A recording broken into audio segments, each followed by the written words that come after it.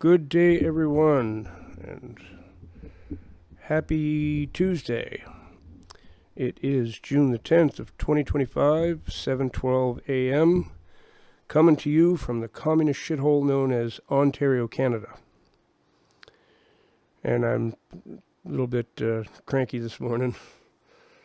I forgot to cancel something that I should have canceled, and money was taken out of my bank account today that I really didn't want to see taken out. So I'm a little cranky with that, but trying to get over it and move along. Wasn't a good start to the day. I hate those things where everybody just dives into your bank account and takes money. I've decided this morning I'm not signing up for anything like that ever again. That's the last time. It's so annoying to try to keep track of it and remember if you canceled something or not, or once they got your bank card number, your credit card number, whatever, they're going to help themselves whenever they can. They love doing that. So this video is also by request. I had a request the other day, actually it was yesterday, I guess, about handling the stress of a new job, which spurred on this request. 9-to-5 slavery. It's not the way this viewer put it, but that's what I call it. 9-to-5 slavery, which I stopped doing quite a few years ago. It's actually how I became a guitar teacher. Got really, really sick of working for somebody else 9 to 5 and putting up with office politics and people trying to get you fired, and the trouble I had. My last actual 9-to-5 job was a nightmare, a total nightmare.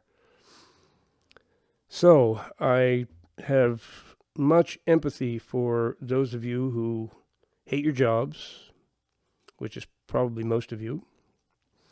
I know very few people who have a 9-to-5 job and actually say, "Oh, I love my job." That's very uncommon, extremely uncommon.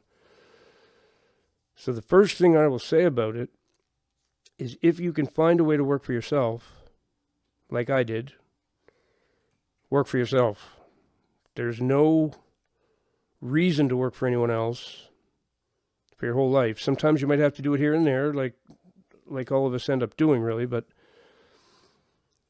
over time, you should be setting your sights on self-employment and total independence that way.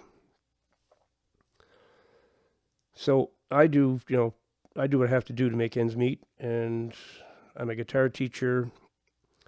I can do carpentry, I can do landscaping, and actually there's a strange thing that I supplement my income with, and this just started happening. This neighborhood that I live in, people put things out on the sidewalk, and you can just take it for free. And the things they put out is, wow. I mean, I can't believe some of the stuff that they put out. And just take it. They could sell it themselves, but they don't. So I've been scooping it up, bringing it back home. I put it on a site called Kijiji, and usually sell it within a day or two.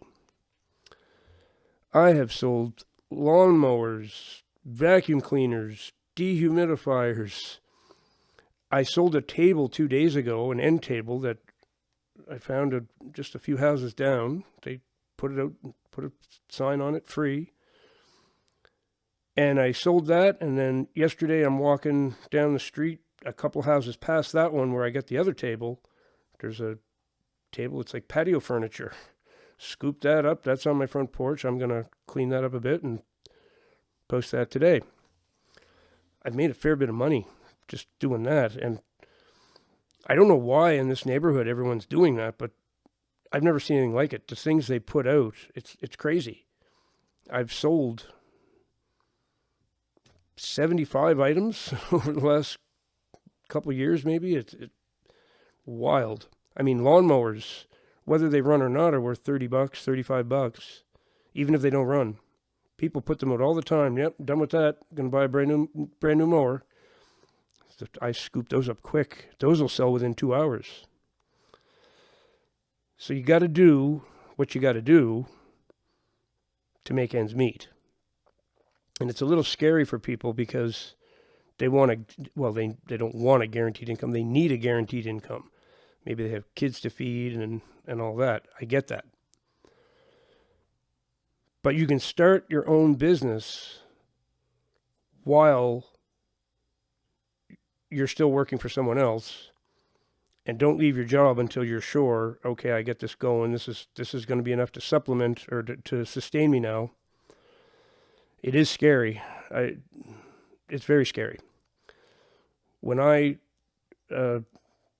came here to Ontario to start, that's what I came here to do, was to open a business and start teaching guitar, hopefully open my own school. I ended up buying a school is what I did, one that was already established to a point.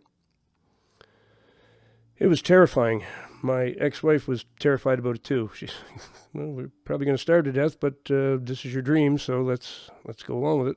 And then it really worked out. And, you know, she regretted the things she said about it in the beginning, but it is scary. So if you're nervous to go on your own and be an entrepreneur, I think that's pretty common. Everyone is a little bit nervous and scared to do it. But you really should, because working for someone else is not a happy life, not usually. And you're at their mercy. You're completely at their mercy. There can be downsizing can happen and you can get fired just like that, or laid off, whatever. It's the same as fired. Doesn't matter what you call it, you're still no longer employed. You got, as I say, office politics, or, you know, just, it doesn't have to be an office, but the politics of what's going on there. The other employees trying to get you fired. There's always a bunch of that going on. They did everything they could possibly do in my last job to try to get me fired. I was the only male. It was 60 women and me, and they didn't like that, and they worked diligently to try and frame me on different things, and they complained about the smell of my lunch because I liked fish sometimes, and I'd heat up fish in the microwave. They'd freak out that there was a little fish smell in the lunchroom. They thought that should get me fired. I dry clean my clothes. One of the women said that the dry cleaning solution in my clothes was making her allergies go bad.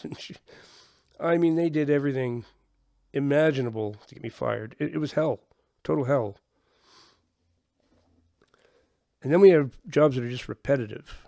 They're the same crap every day, the same motion over and over. Factory jobs, assembly line jobs. Those are mind-numbing. Most people after a little while would rather die than go to work another day. That's how they get. It's just totally horrible. So I do have much empathy for anybody who's doing that. You're making someone else wealthy, is what you're doing. A lot of times, even if you're really good at your job and you do take some pride in it, they won't appreciate it, and they won't promote you. They won't give you a raise. They expect you to keep excelling at your job for the bare minimum that they want to pay you. It's about their bottom line, not yours. You don't have a bottom line. Your line is on the bottom. That's the way it is. And I think everybody can make themselves a lot happier by making the move to entrepreneurship. Start small. Start real small. Like I did. I just started giving guitar lessons out of my living room. That's how I started. Then we got a place with an extra bedroom. Turned that into a studio. And I started applying to different schools. So I wanted to teach at a school as well, which I did. But as a guitar instructor in a school, you're actually an independent contractor. You work for yourself, and your students are yours. You're just renting the space from the school. That's how it goes. So I did that, and the guy who owned the school was looking for someone to take over the school and sell it to. So I was only there maybe, 2 months, and he came to me one night and he said, I think I want you to have the school. And I went, what? He goes, yep. He said, I've been watching you. You can do this. You can run this place. I'm like, what do you mean? He goes, want to buy it? I said, well, that depends on the price, but possibly. Within a few more months, it was my school. I owned it. So that's it. Everything just sort of fell into place for me. I was lucky. And then I had some very influential people that I'd met in the city where I'm at here, and they helped. They helped a lot. So it doesn't go that smooth for everybody. Some people have to scratch and claw a lot more than I did. Not that I didn't have to scratch and claw, I still did. I had some very rough times in the beginning. There was some financial uncertainty. When I took over the school, I found out, wow, there's way more expense than I realized. I remember my ex-wife saying to her mother, Jeff would be happy if he could walk out the door just once and not have to write a check. Because that's how it was. Oh, okay, you want a deposit for the business phone now. You want a deposit for this. I got to pay up front for this. It was unbelievable. Like, I ended up having to go into a little bit of debt to get everything tickety-boo, as they say. Don't let that stop you, because the mind-numbing repetition and pointlessness of a 9-to-5 job, for the most part, will, over time, it'll make you so depressed, and you'll just see you think there's no point to life anymore. This is what my life is. And then you work there for 30, 40 years. They give you a watch at the end of it and say, thank you for your service, and say goodbye to you, and that's it. You're not appreciated. You're not, in almost every job, you're not paid what you're worth. If you're good at it, especially, the wages, unbelievable what they want you to do for $12 an hour, $13 an hour. Actually, now that I think the minimum wage here is a little higher than that finally, which was hard on businesses when that just shot up all of a sudden. That was really hard on businesses because a lot of them were maybe just making it. All of a sudden they had to start paying their employees a whole lot more. Prices had to go up, and it took a while to adjust to it, but that needed to happen. People can't be working for $10 an hour anymore. That's no good. That's no good. I would say that a proper minimum wage would probably be about 20 right now in this country anyway. I know it's not even near that in the States. It's worse. It's way lower than it is here. But at least things are cheaper there. Things are so expensive here. So that's my philosophy, is work for yourself, ease into it, start anything at all, like a little buy and sell business. Facebook Marketplace, when I used to have Facebook, I was doing really good there. I would sell anything I could find that I get my hands on, even if I had to buy it. If it was a real cheap price on, okay, I know I can sell that for double that. So a little buy and sell thing I had going on, I made a lot of money. Actually did really good. My guitar lessons, I've made a fortune doing that, actually. I've made a lot of money teaching guitar. At the height of my guitar teaching career, I was charging $44 an hour for my services. So you can do okay. Maybe you get something else you can teach. Maybe, there's even life coaches and stuff, which I think is a joke, but people make money doing it. They get quite successful. Working for someone else will numb your brain and take away a piece of you eventually. It won't be good for you. I shouldn't say that. Okay, let me correct that. For some people, it's fine. That's what they like. They don't want the responsibility of being the boss, of having, having to deal with the government in that way. And because when you get your own business, the government becomes another entity altogether. That I will say. For some people, that's what they want. They like to just shut their brains down, go to the same place every day, do the same thing, get it over with, and go home. But for anyone who wants a real fulfilled life, 9-to-5 slavery is not going to cut the mustard.